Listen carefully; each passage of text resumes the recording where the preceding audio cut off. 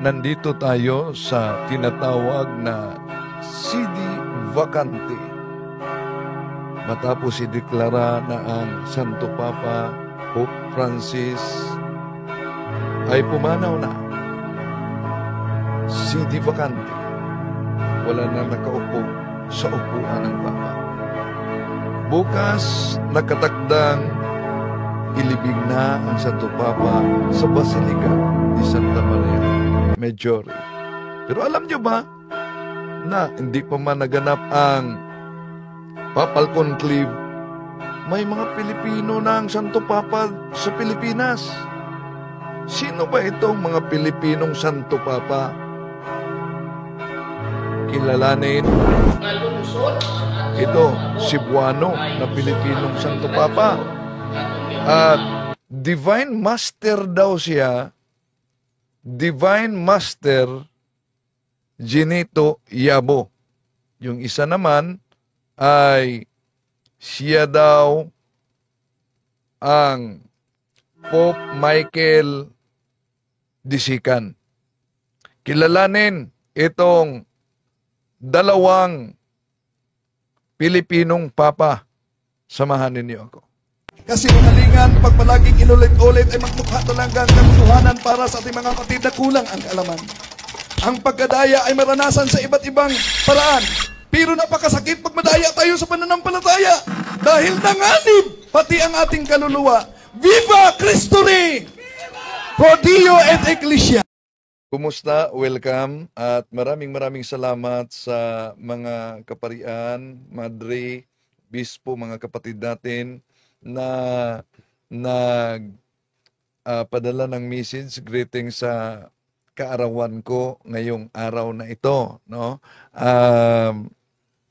Piyesta ni Saint Mark the Evangelist, April 25, at kasabay ko palang birthday si Pastor Apollo Kibuloy. April 25 din yan, si Pastor Apollo Kibuloy.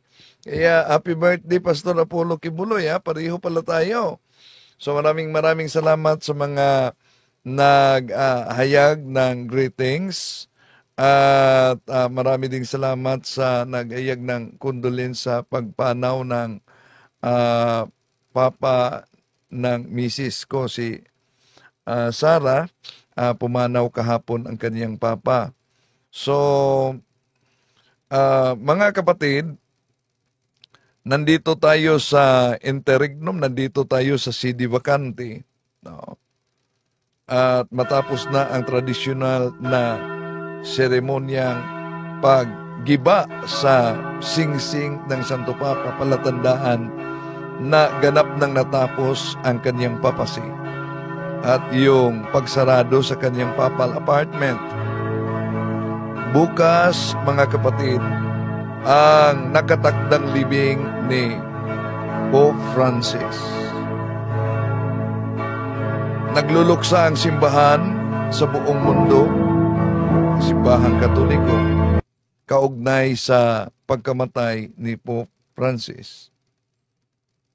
Pero di magtapos diyan dahil magsagawa ang College of Cardinals sa isagawang Papal Conclave, at ito'y historical. Ngayon, mga kapatid, sa ika-51 na taon sa mundong ito sa domestic church, meron akong 6 na Santo Papang gumagabay sa simbahan noon sa panahon ni Pope Saint Paul VI, Pope John Paul I, Pope John Paul II, si Pope Benedict XVI, si Pope Francis, at kung sino man ang mapili sa pagka-papa matapos ang isasagawang Papal Conclave, yun ang magiging ika-6 na papa sa mula ng naglakbay ako sa mundong ito. Okay. Kilalanin may mga Pilipinong papa daw. Di nakasali pala dito. Sa Osamis, meron din. Maraming salamat po, kapatid naman ni Paulino, sa KSA, Rita Reyes, si Jocelyn Pagoforo, Estrella. Maraming salamat po, no, sa inyo. Bago tayo papasok sa punto por punto, kilalanin itong Pope Michael Disikan. Ito po mga kapatid, sa Maynila ito, no? Pilipinong nagpakilalang papa, Pope Michael Disikan daw siya. No? So, at ang kanilang sikta ay parang SSPX din dahil tradisyonal. So kung si Gregorio Aglipay na nagtatag noong 1902 hanggang obispo lang, hanggang bishop lang siya, Bishop Maximo ng Pilipinista, ito, Santo Papa talaga. No? At ang dala niyang pangalan ay Pope Michael Disikan. Ibig sabihin, meron na silang the first. At ito ang ritual sa pag-inauguration niya sa kaniyang pagka-Papa Pope Michael Disikan. No? Sa Maynila yan. Pero dito sa Mindanao, meron ding nagpakilalang papa, pero ang kaniyang pinakilala, Divine Master Pope. Si Ginito Yabo. Taga Dipulog lang ito, Cebuano. Dinhi sa balaang syudad. Pero may nauna pa ni Ginito Yabo. Ito, Divine Master Pope daw siya. Nagtatag din siya ng kanyang sikta, mga kapatid. Hindi yan, sabi ni Rita Reyes, Katolik ba sila? Hindi, pirated. Kaya di lahat na nagpakilalang Santo Papa ay Katoliko na. No? Okay. Anong dalawang Pilipinong Santo Papa? Di pa nga nagsimula ang conclave sa mga cardinals. Ayusin vlog mo dahil misleading. Itong tinatalakay natin, ang nagpakilala, kaya pakinggan mo mabuti, no? Dalawang Pilipinong Santo Papa, ito'y matagal na silang nagpakilalang Santo Papa, ngunit pirated. So, yon, si Michael Disikan, etong si Yabo, pero mayroon pang pangatlo na nagsimula sa Lopisaina, Misamis Occidental at lumipat. Lumipat dito sa Osamis City. Traditional, ngunit meron lang silang mga anting-anting. May libreto sila, no? Ang pangalan ng kanilang iglesia ay Iglesia sa Diyos Espiritu Santo.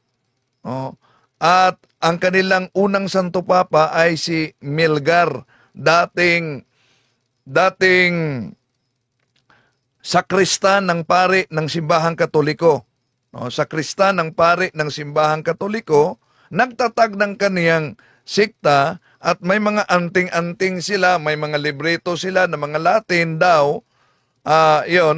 Lumipat sila na parang Vatican nila nasa Maningkol, Osamis City. Wala na si Felix Milgar, pinalitan sa kaniyang anak na may mga obispo din siya. May mga pari din siya. Meron silang Santo Papa. No? At yung Santo Papa nila Of course, tulad sa iba, kung nagsilatawan ngayon ang mga pirated na sikta, ganon din. Nagsilitawan din ang mga pirated na nag-claim na Santo Papa. So, dito sa Pilipinas, una, merong si Gineto Yabo, sa Dipulog yan. Ito, nakita ninyo, Cebuano. Ay nahanap mo na sa Israel. Wala naman na sa Israel. Pagbuwa ni Kristo, ingon si Kristo, walay usa sa kasubuan nga pagalakawan hangtod ang tanan latuman. Sa 5:17 ngadto sa 18 na yung si Kristo, ayaw ka mo pagdahom. Si Cebuano na, ito siya, Cebuano. Si Gineto Yabo, nagpakilalang Divine Master. Kaya nga mga kapatid, hindi lahat na nagpakilalang Papa ay tunay. Hindi lahat na mga sikta na lumabas ngayon ay tunay na sikta. Bakit? Dahil mula pa noon, meron ng babala ang ating mga apostol na lalabas talaga ang mga antikristo. Sino ba itong mga antikristo? Unang Juan, Kapitulo 2, versikulo 18 hanggang 19. Ito po, munting mga anak, ito na ang huling oras, gaya ng inyong narinig. At darating na ang Antikristo. Kahit ngayon, ay marami ng Antikristo, kaya malalaman natin na ito na ang huling oras. Humihiwalay sila sa atin, subalit hindi sila kabilang sa atin. Sapagkat kung kabilang sila sa atin, mananatili sana silang kasama natin. Ngunit umalis upang mahayag na silang lahat ay hindi kabilang sa atin. So, kaya mag-ingat kayo mga kapatid. At makakita lang ang iba kasi na nakasuot ng abito at parang pare, parang obispo, parang papa, yon, daliding umanib sa naturang sikta. So, yung iba din mga kapatid, nakakita lang na ang pangalan ay Iglesia ng Diyos Espiritu Santo, Iglesia ng Diyos Haligi at Suhay ng Katotohanan.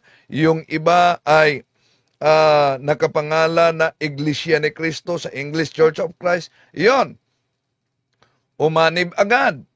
Pero may babala na ang ating Panginoon Jesucristo noon pa man. Anong babala ng ating Panginoon Jesucristo? San Mateo 24:24, sa kaniyang pangalan, daming lilitaw na mga bulaang mga ngaral at daming madaya. So, ngayon, kung may babala si San Juan sa unang Juan 2:18-19 na ang mga antikristo ay galing lang sa atin, ngunit sila'y humihiwalay sa atin upang makilala na sila'y hindi talaga kasama natin.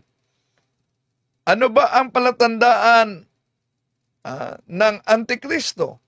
Napakalinaw po ang sabi sa Biblia mga kapatid ni San Juan sa Revelation chapter 13 verse 18. This calls for wisdom. If anyone has insight, let him calculate the number of the beast. For it is man's number, his number is 666.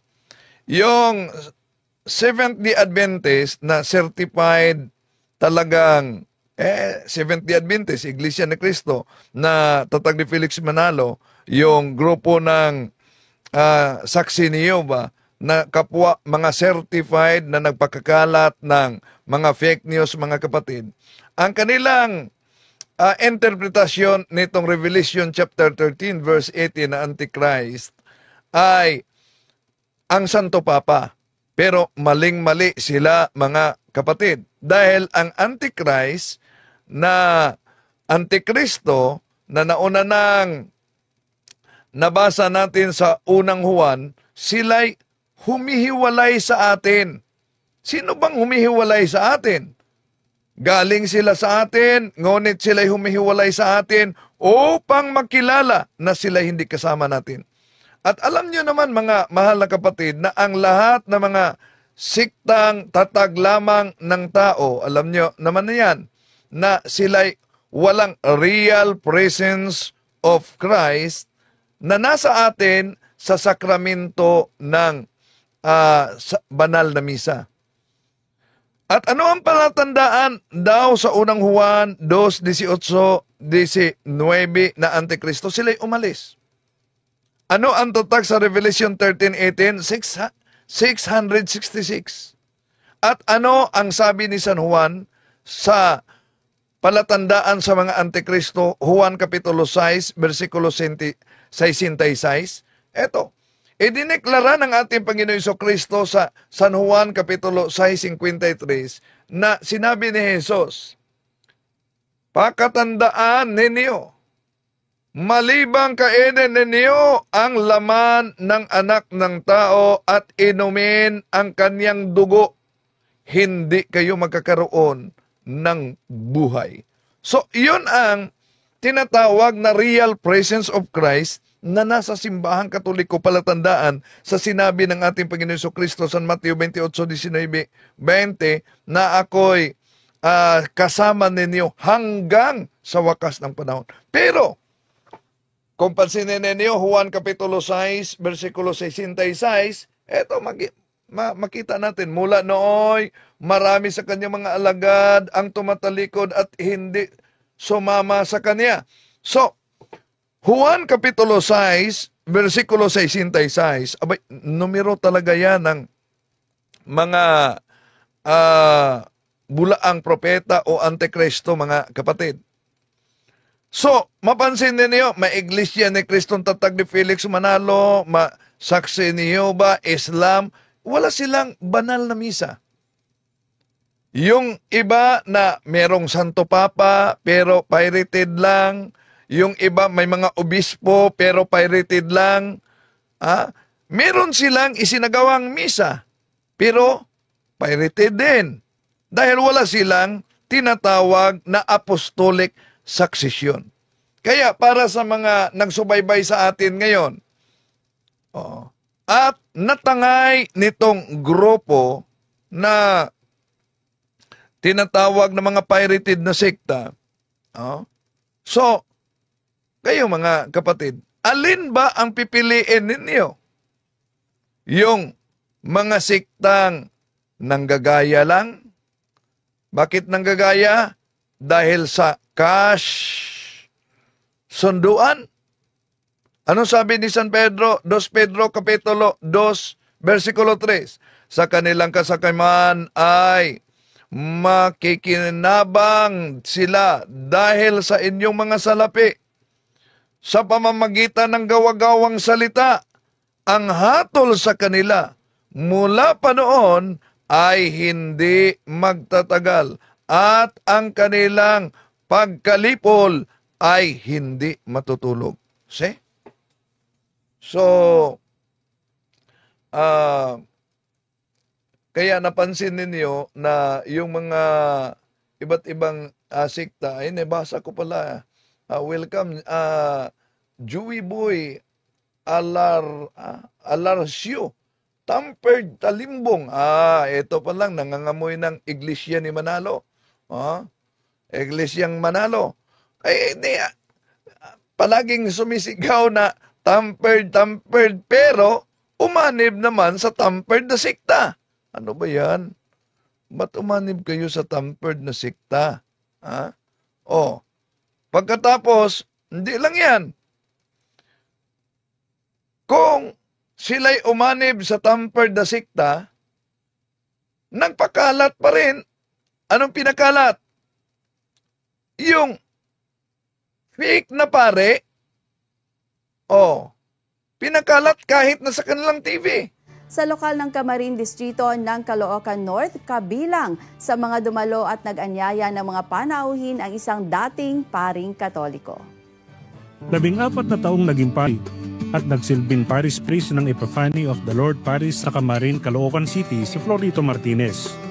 Mula sa angkan ng mga pari, mahigit isang dekada rin siyang naging aktibo sa kanyang pangangaral sa kanilang simbahan. Yan. Napansin niyo mga kapatid, pare, pero naglabas na ng opisyal na pahayag na hindi yun pare. Hindi yun pare, kundi yun ay tinatawag na liminister at pare sa ibang sikta pala. Kaya mag-ingat talaga sa mga nagpapakalat. At di ba? Ang grupo mismo ng INC, pinakita na natin dito ang kanilang mga pinagchap-chap na mga aklat. Pagkatapos, eto, masaklap. Mga ngaral ninyo. Si Cesar Sinita, ito. Talagang dinikitan ko raw. Ito. Bueno, bubuksan natin Titingnan natin yung Apokalipsis 13:18. Tingnan natin kung may dikit. Ayan. Ito po ang lugar na yun. Ito po. Ito po. Ayan po yun. So? Ayan po yun. Kung may dikit talaga man yan, hindi ako ang may gawa. Defensor Katoliko nun, si Mr. Rolly Tesorero, siguro. O di kaya, baka si Monsignor Abriol din. Kasi si Abriol noon buhay pa. Inyo talibugok. See? Nagalit na galit siya dahil galit na galit siya dahil nabisto. Sandali, may nabasa ako dito. Yung mga Hudyo po, Father, naghihintay pa rin sila sa Misaya. Malamang, Antichrist, hinihintay nila kasi hindi nila ma-recognize si Jesus.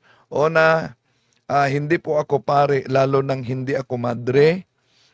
Lay po ako, So, yan ang masasagot ko. Okay. Tuloy natin mga kapatid, no? Tuloy natin. So, kahit pa yung grupo,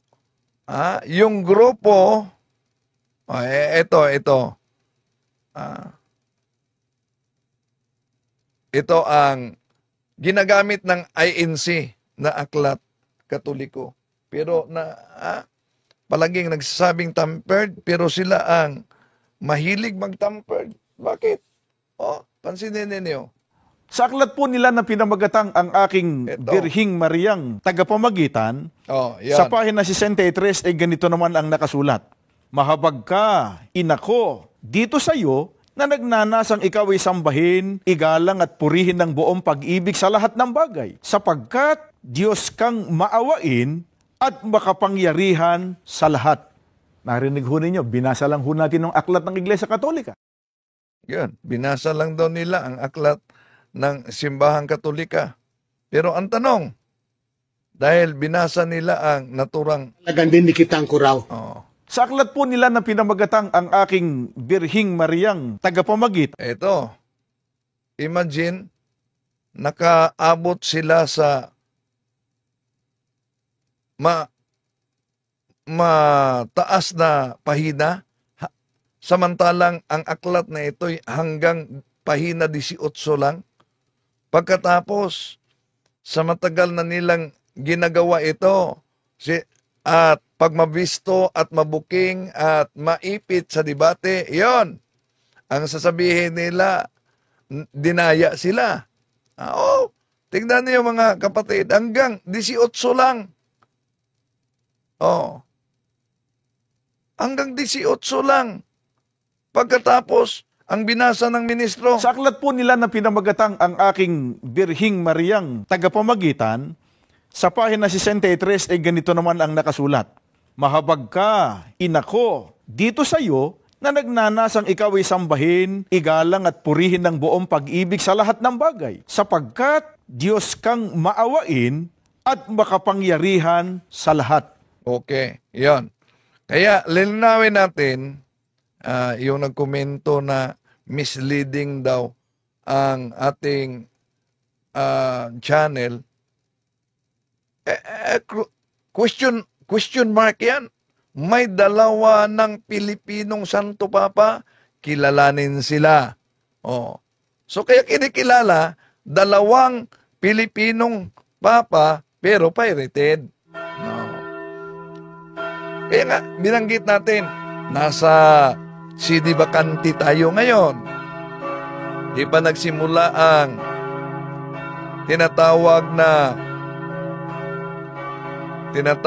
na Papal Conclave. Pero kahit di pa nagsimula dahil bukas nakatagdang ilibing na si Pope Francis. Bukas nakatutok ang buong mundo para sa paglibing. Pero ito, napakilala itong Santo Papa. Pope Michael daw, disikan at tradisyonal na tradisyonal din. Ito din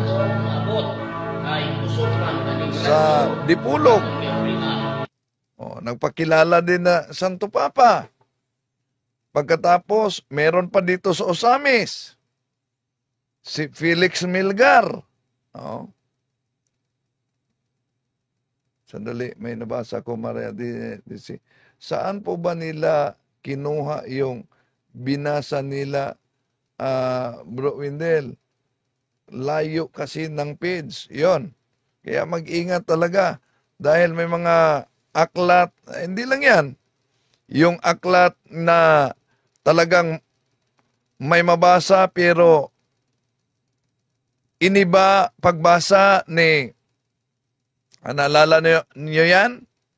Iniba talaga pagbasa ni, hanapin ko ni Ramel Parba. Hanapin ko muna yung iniba nila pagbasa. Sandali, hanapin ko muna. Grabe talaga ito sila. Grabe ito sila. Ini mo pagbasa? Sandali, asan ba yun? Inanap ko muna. Yung, parang nandito. Hindi pa.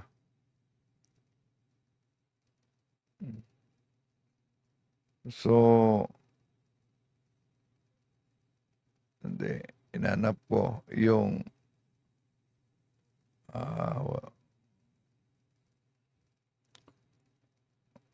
sandali, na-delete ko na pala. Yon. Pero, palagi nilang inulit-ulit na ang simbahang Katoliko at tayo'y nagtampered, sila naman ang nagpatunay. Anong patunay nila? Na ang simbahang Katoliko ay siyang unang iglesia ni Kristo. Sila mismo ang nagpatunay niyan. Ang Iglesia Katolika, siya ang tunay na iglesia ni Kristo. Saan ba yan? Sandali.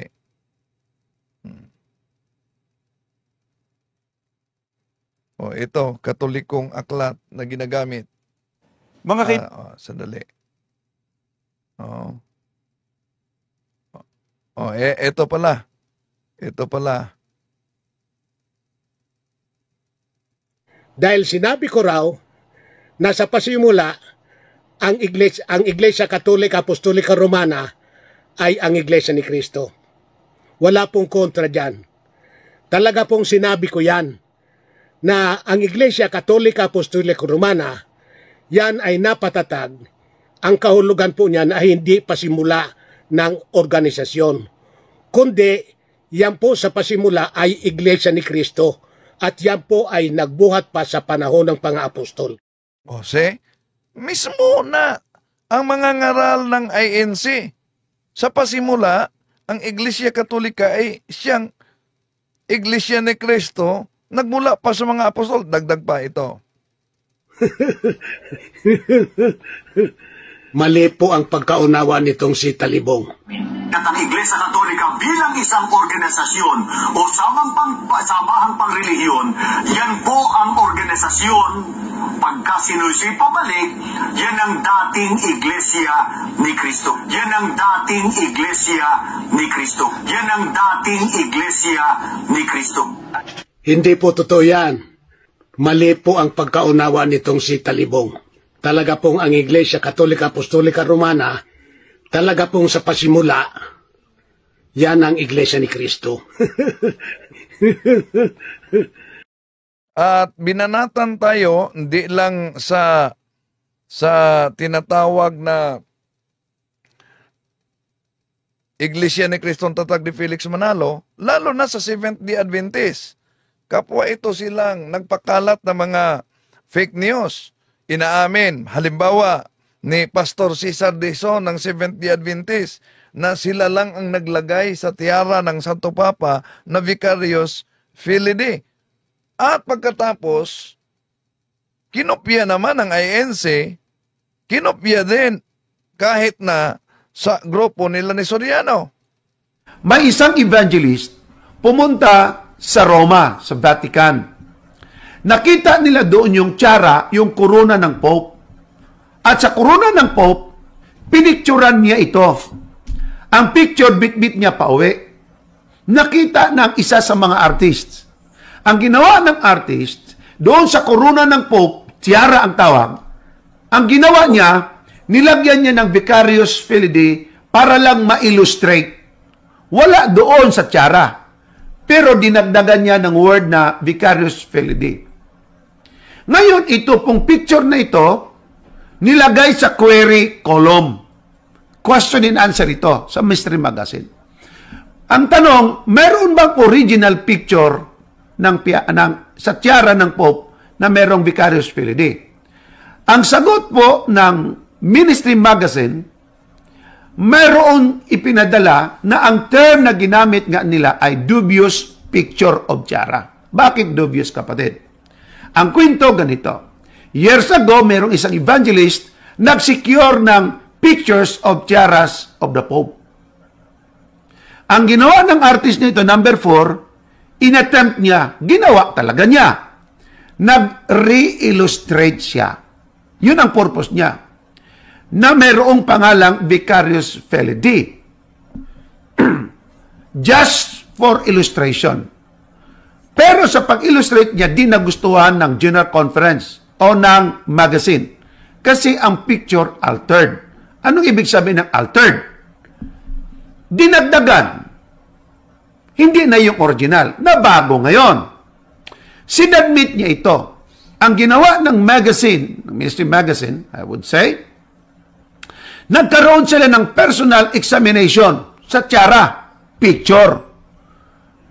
Kanilang dinesisyonan, failed ito. Hindi karapat-dapat. Bakit? To disclose sa picture na may Vicarious Filii. Kasi wala naman talaga sa picture. Na ngayon, hindi natin yan inilalayo, mga kapatid, mga kaibigan. Hindi po natin yan itinatanggi. Ayan. Si Pastor Cesar Dizon, grabe din ito magtuligsa sa pananampalatayang Katoliko. Kung maalala ninyo, kahit pa Piking Obispo, pinakilala niya na obispo ng Simbahang Katoliko. Naalala niyo yan? Piking Obispo, pinakilalang obispo ng Simbahang Katoliko. So, inamin mismo ng pastor na ito na sila lang pala ang naglagay yung mga ngaral nila, evangelist nila. na hindi tinanggap daw sa Ministry Magazine. Ang tanong, bakit patuloy na ginagamit sa propaganda, lalo na ni Pastor Dison ng Seventh-day Adventist? Kung maalala ninyo, nabuking na siya yung paggamit niya sa Peking Bishop. Balikan natin ha. Grabe talaga itong mga sulpot na to. Ipapakita ko sa inyo, para po kayo na mismo, kasi sabihin nyo, gawa-gawa ko lang, ang kardinal mismo o bishop ay naghamon sa inyo, sa akin, sa ating lahat. Tulungan lang daw siyang maghanap from the Bible and Bible alone na nagsasabi ang linggo ay dapat ipangilin. Magbibigay siya ng premyo sa iyo ng $1,000. Paki-play, please. I have repeatedly offered $1,000 to anyone who can prove to me from the Bible alone that I am bound to keep Sunday holy. There is no such law in the Bible. It is a law of the Holy Catholic Church alone. The Bible says, remember the Sabbath day to keep it holy. The Catholic Church says, no, by my divine power I abolish the Sabbath day and command you to keep holy the first day of the week. Baka sabihin ninyong naninira lang ako, o kaya sabihin nyo gawa-gawa ko lang. Ayun, Bishop ng Catholic Church na mismo ang nagsabi. Yan, Bishop ng Catholic Church mismo ang nagsabi daw. Now, nabuking siya dahil nadiskubre natin na hindi yon tunay na obispo.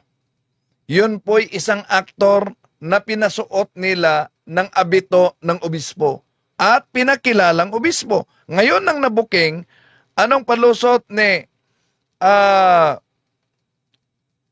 Dison? Hindi daw pinakilalang bishop. Sabi ni Mr. Talibong, ipinakilala ko raw na yung bishop na nagsasalita ay ipinakilala ni Mr. Dison. Mr. Talibong, hindi ko pinakilala na yung tumayo doon na aktor, yun talaga ang bishop. Ang tinutukoy kong ipinakikilala ko doon ay yun pong sinabi ni Enright na isang priest din po doon na kung saan siya mismo nagamon. Oh, yan. Oh, kaya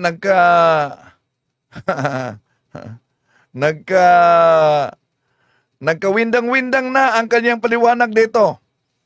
Kung paano niya lulutsan. Dahil yung pagsabi daw niya na bishop, walang pagkakaiba daw umano yun sa aswang-aswangan. Sinabi dito, Vincent G. Morton, actor, Los Angeles. Kasi sa Los Angeles po ito nangyari. Sa LA. Dito po sa California. Then, dressed in the robes of a bishop. So, ibig sabihin talagang aware ang mga tao na hindi sa bishop, kundi nagdamit bishop lang siya. Wala itong pinagkaiba, mga kapatid, na may mga pelikulang aswang-aswangan, hindi talaga aswang, kundi nagdamit lang aswang kasi may action lang ginagawa. Ayun. Walang pagkakaiba itong taktika nila sa aswang-aswangan daw, mga kapatid. No? Yan, nagkawindang-windang na. Pero malinaw yung sinabi niya. Di ba? Napakalinaw yung sinabi niya. O, bishop na ninyo mismo.